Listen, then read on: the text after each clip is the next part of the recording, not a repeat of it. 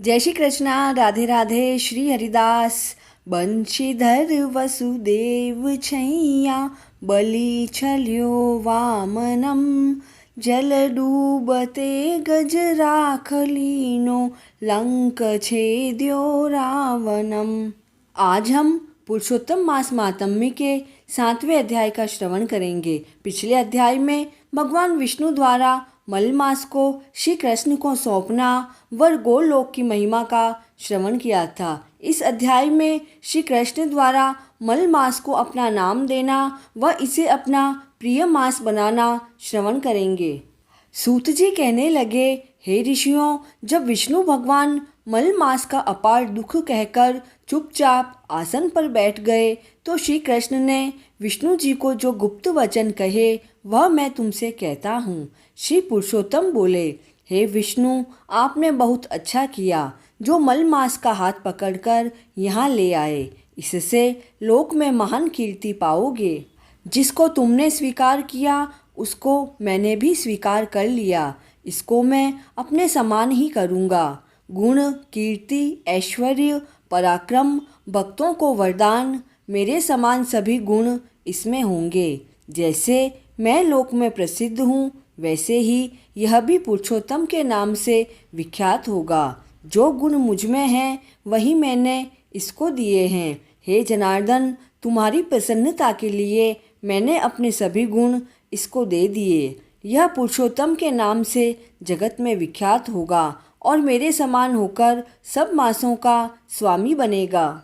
अब यह जगत को पूज्य, जगत के नमस्कार करने योग्य होकर पूजनीय होगा और पूजने वालों का दुख दरिद्रता का नाश करेगा। सब नाश इच्छा वाले हैं, मैंने इसको इच्छा रहित किया है। मनुष्यों को मोक्ष देने वाला अपने बराबर मैंने इसको किया है। जो कोई इच्छा रहित या इच्छा वाला इसको पूजेगा वह अपने किए कर्मों को भस्म करके निसंशय मुझे प्राप्त होगा।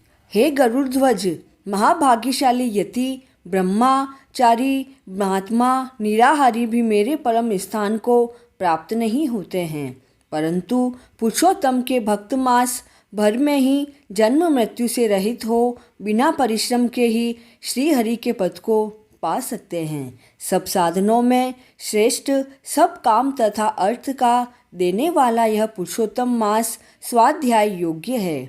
जैसे हल से बोए हुए बीज करोड़ गुना बढ़ते हैं, वैसे ही पुरुषोत्तम मास में किया हुआ पुण्य कोटि गुना बढ़ता है।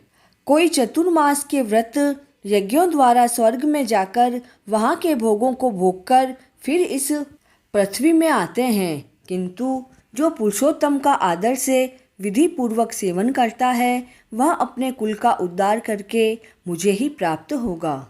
जो महाअज्ञानी मनुष्य इस मास में जप दान आदि नहीं करते और अच्छे कर्म नहीं करते, देव तीर्थ तथा ब्राह्मण से वैर करते हैं, वे दुष्ट भाग्य वाले दूसरे के भाग्य पर जीने वाले हैं।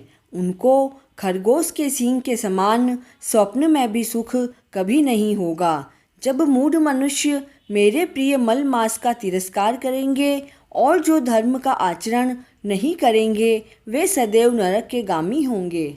जो पुरुषोत्तम के निर्मित 3 वर्ष में धर्म का आचरण नहीं करते वह कुंभी पाक आदि नरकों में पड़ते हैं।